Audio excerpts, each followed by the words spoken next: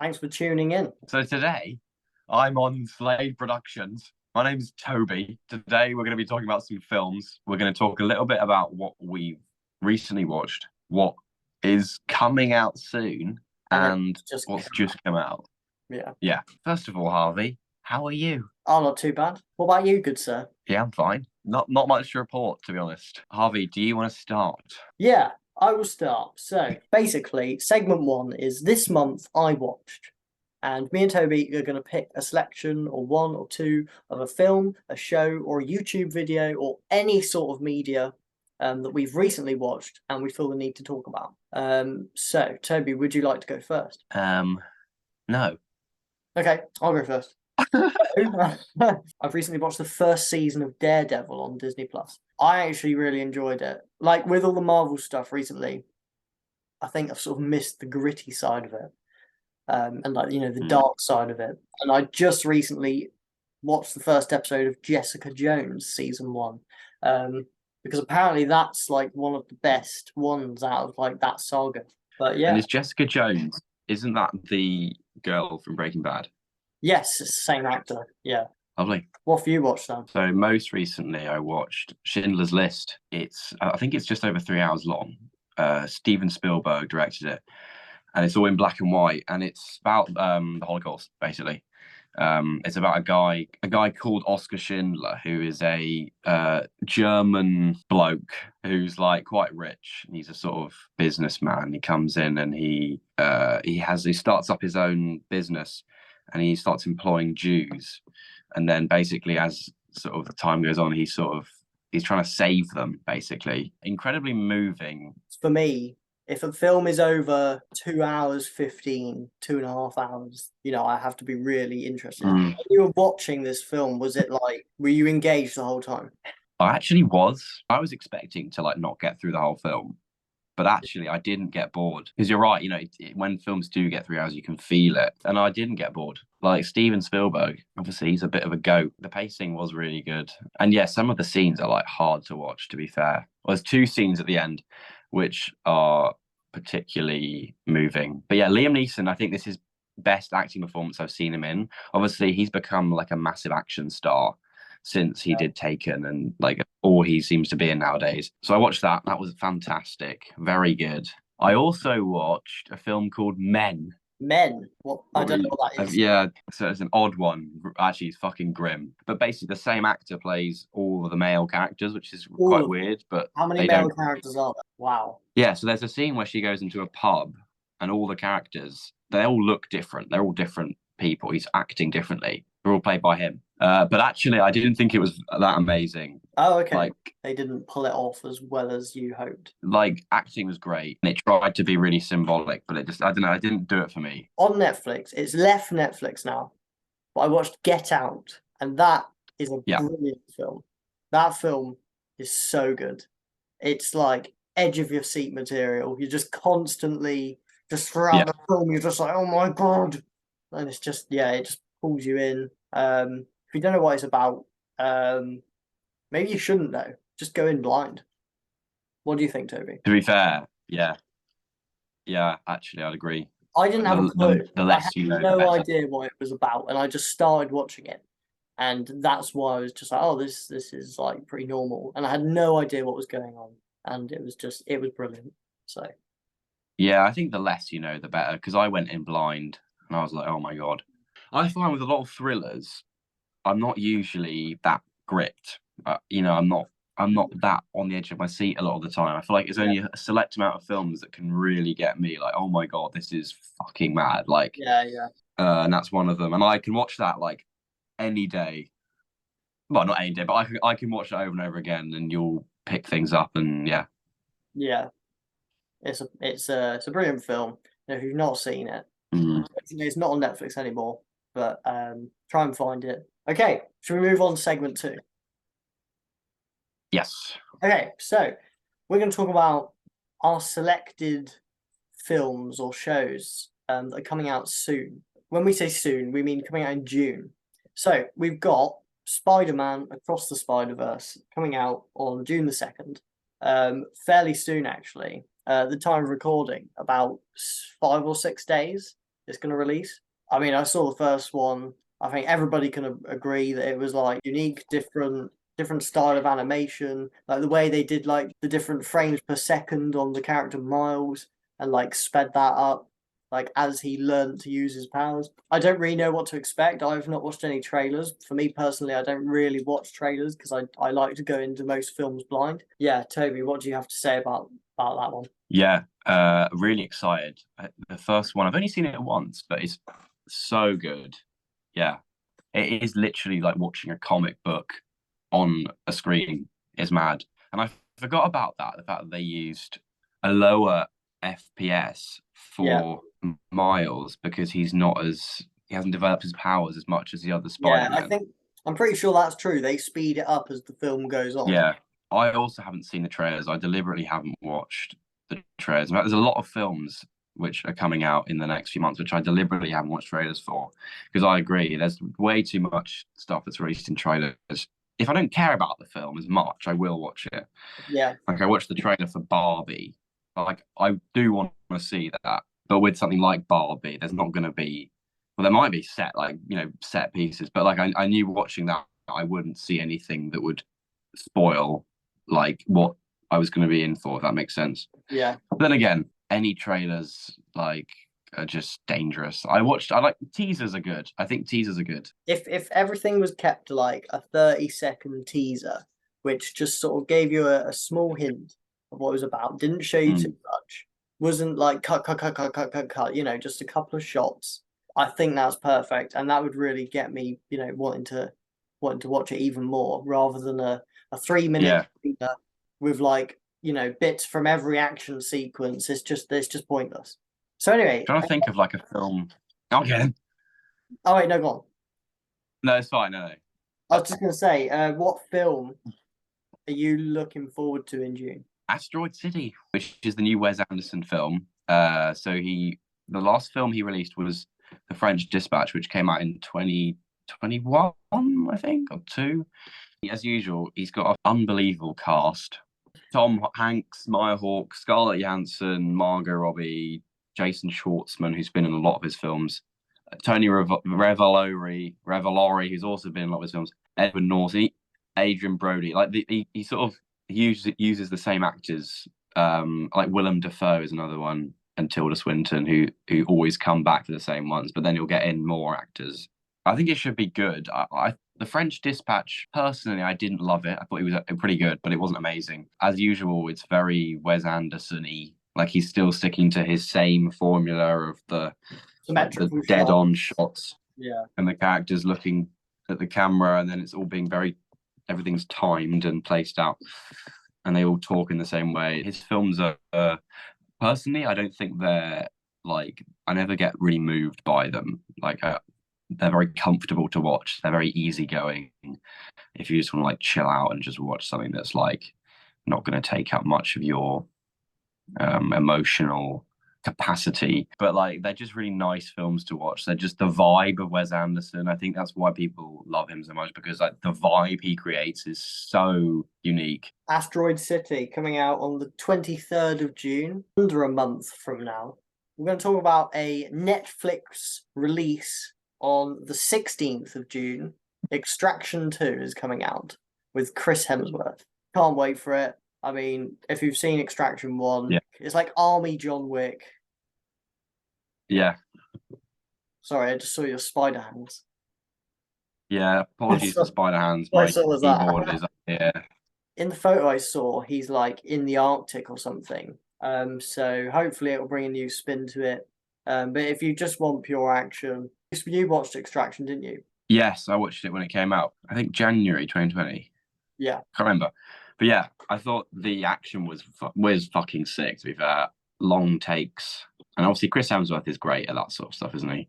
And that like Yeah. 16-minute long action shot, like that one shot, Yeah. that was insane. Not necessarily just from an acting point of view, but from like a production point of view as Yeah. well. It's so well made and so well put together that I think it's definitely worth it. It's just that sort of feel. It's like John Wick. Like that's the action is why you watch it, and it's fucking Yeah, good. yeah. Like I mean, I'm just looking at the cast, and there's no one else in it who I actually know. Okay, Coming out on the 21st of June, we've got Secret Invasion on Disney Plus, releasing Yeah. weekly from a Wednesday, I think, every Wednesday, as every other Disney Plus show has been. Personally, as everybody knows, these Marvel MCU shows, some of the films as well, haven't really been up to scratch. You know, Mm. there's been highs and lows throughout all of it, I feel. Hopefully, with the introduction of Amelia Clarke and Olivia Colman, this show will see a new spark of life. I think the fact that Olivia Colman and Amelia Clarke are in it, they're obviously, big actors, so they can choose their projects. And the fact that they've agreed to do this, I'm like, oh, this must be And pretty it's good not if like it's one you're big doing it. actor on it, it's like two big actors. Yeah. And they've got Ben Mendelsohn, I like him, he's cool. I'll just see what the sort of consensus is when it's released, and if I hear good things, I'll probably watch it. I think that this show is going to link to the sixth Avengers film in 2026. Oh, Um, okay. Avengers something Secret Wars or something like that. Yeah. So yeah, I think this is going to be a big link to that. Let's move on to segment 3 now. Segment 3 is what's just come out. So let's say what's come out in May. We don't have to have seen it, but you can talk about what's come out and what you think. Doesn't have to be May. Could be any time before. Yeah, so I watched Mandalorian season 3, which essentially was pretty good. I'm not gonna lie, I think it was the weakest out of the 3 seasons so far. Okay. So if you don't know, Disney Plus show, Star Wars universe. It's set after the events of Return of the Jedi. It's about a bounty hunter who sort of turns into a dad and looks after his little son, Baby Yoda, aka Grogu. He's not actually Yoda, but same species. And this season, it's basically. Have you seen? No, you haven't seen it yet. Or have you? No. I've not, but I just want to ask about Grogu. Apparently he's like, isn't he like 50 Yeah. years old, but he's like that big or whatever? Yeah. Yeah. Yeah. That's just funny. Is he That quite a comedic species. character? He is. Yeah, he is. He's also like probably the most adorable, one of the most adorable things I've ever seen in my life. Like every scene he's in, I just melt watching it. He's just, Is he wait, so is he's he in so it cute. from season 1, this Grogu? Is he in the whole thing? Yeah.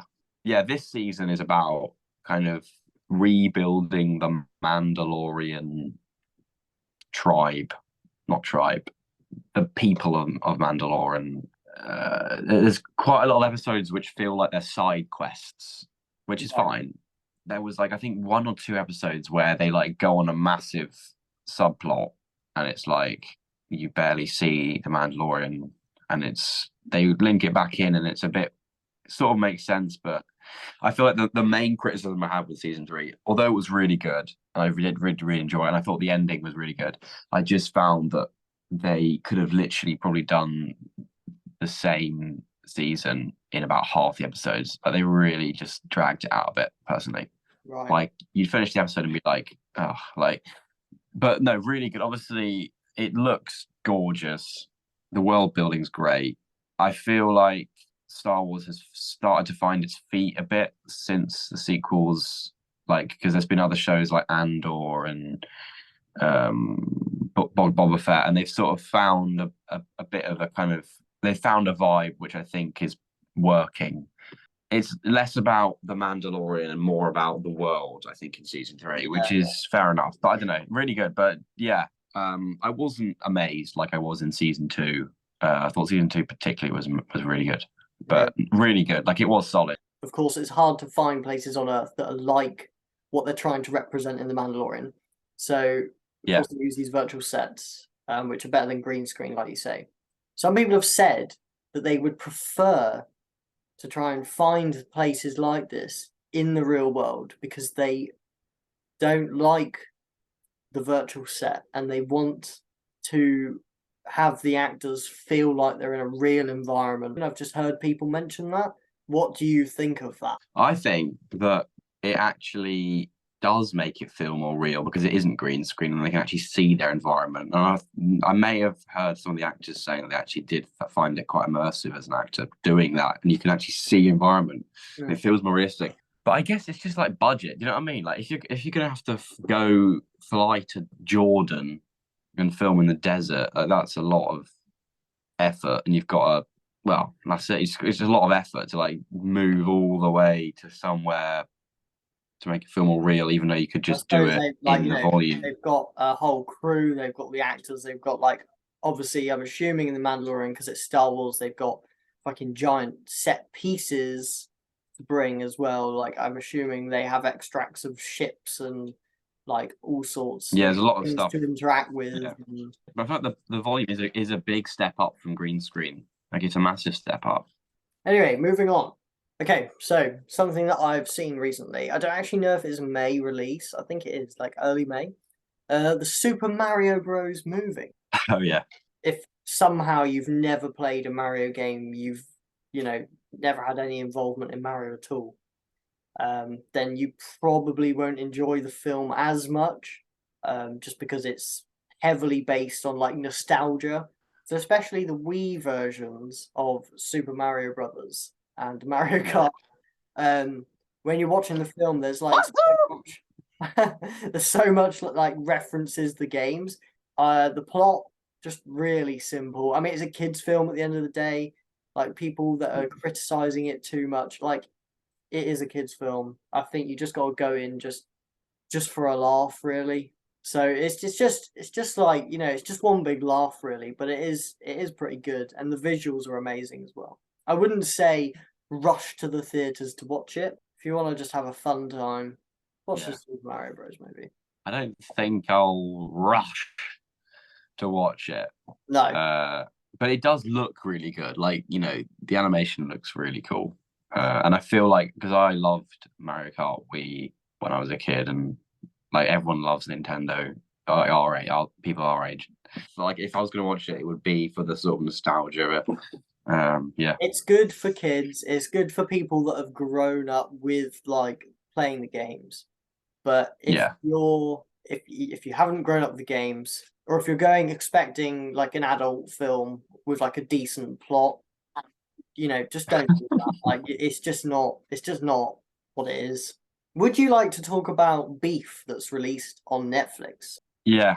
So Beef is a show on Netflix, and it's about beef between two characters.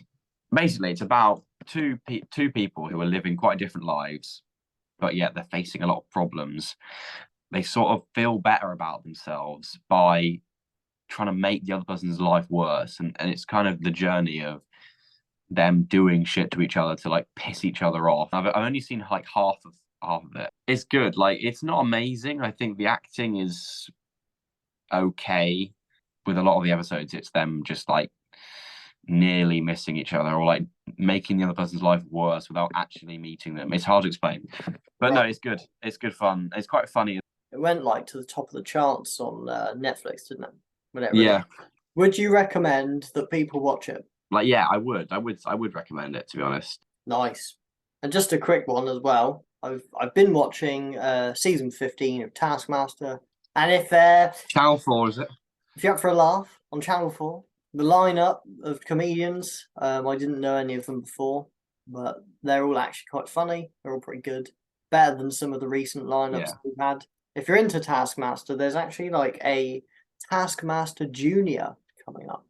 I'm assuming that's going to be for kids. Check it out if you're into yeah, Taskmaster. Any other nice. shows, films you want to talk about? Inside Number 9. So season 8, I think, is out at the moment. They're releasing that every Wednesday or Thursday, and that is brilliant. It's like Black Mirror, if you know what Black Mirror is. Yeah, it's like two writers who also star in it, and it's like every episode is different. It's so good, and usually at the end there'll be like three plot twists in a row. It's like a dark sort of thriller, can be quite comedic. It's on BBC Two, I think, and it's one of my favorite shows actually. It's so good, and usually I finish it and I'm like, what? Like that's my sort of reaction, like kind of jaw dropped. Like you said, Like it's like 3 in a row, like you'll have the jaw dropped moment, and then you'll have like yeah, a triple jaw dropped moment after that. yeah, And then they'll like when you feel like you're shocked enough, they'll throw you like another twist on top of all of those twists that just twists the mm, entire fucking yeah. episode. And it's just like, what on earth has just happened?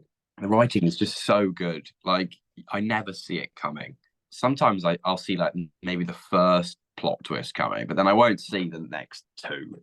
Yeah. And it's so original. It's great. Yes, Steve Pemberton and Reece Shearsmith. You don't have to watch them in order, do you? So you can just No, watch that's another any. cool thing.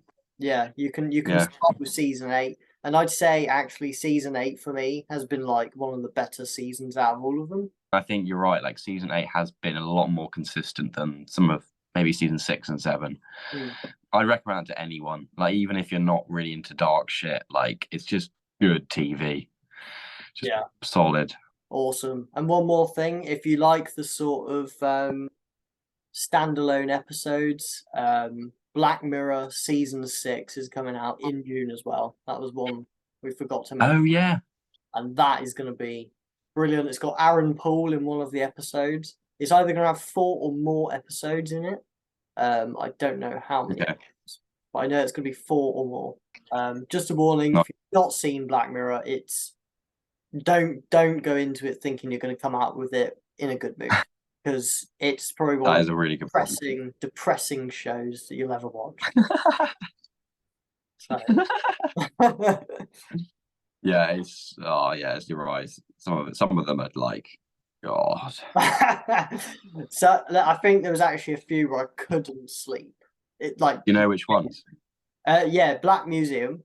Oh my God, which About one a was? guy. It's about a guy who gets addicted to pain, but that's one of the things they bring up. Oh my God, yeah, Yeah, yeah. The Doctor. yeah, that's just Oh, fucked up as hell. and there was the teddy bear. Yes, in the same episode, someone gets stuck One in it stuck in the teddy bear. Yeah, for life, well, forever. With Black Mirror, they're not as like, they have a lot of plot twists, but they're not like Inside Number 9 where it's plot twist after plot twist after plot twist. It's more sort yeah, of they're focused on like either a dark, deep theme that they're focused on, and maybe one plot twist, like one major plot twist in the episode. That's like most of the episodes. Just some of the themes are just so fucked up. Yeah. and it's all about it's sort of all about technology and what actually could happen in the future with the downsides of tech. Yeah. Thank you very much for whoever's watching this. Hope you enjoyed it. Let us know in the comments what you've watched, what you will be watching, what stuff in June you think you might be going to the cinemas to see, and if you've got any questions, chuck them down there and we'll answer them in the next episode. Yes, thanks for having me Oh, you're on your you're always. channel. But Lovely. the next episode will be what, like in a month's time, roughly. We'll do Yeah. end of June. So if this is coming out maybe end of May or beginning of June, we'll aim to do one at the end of June. Cheers very much, Toby. Have a speak. Lovely. See ya. See ya.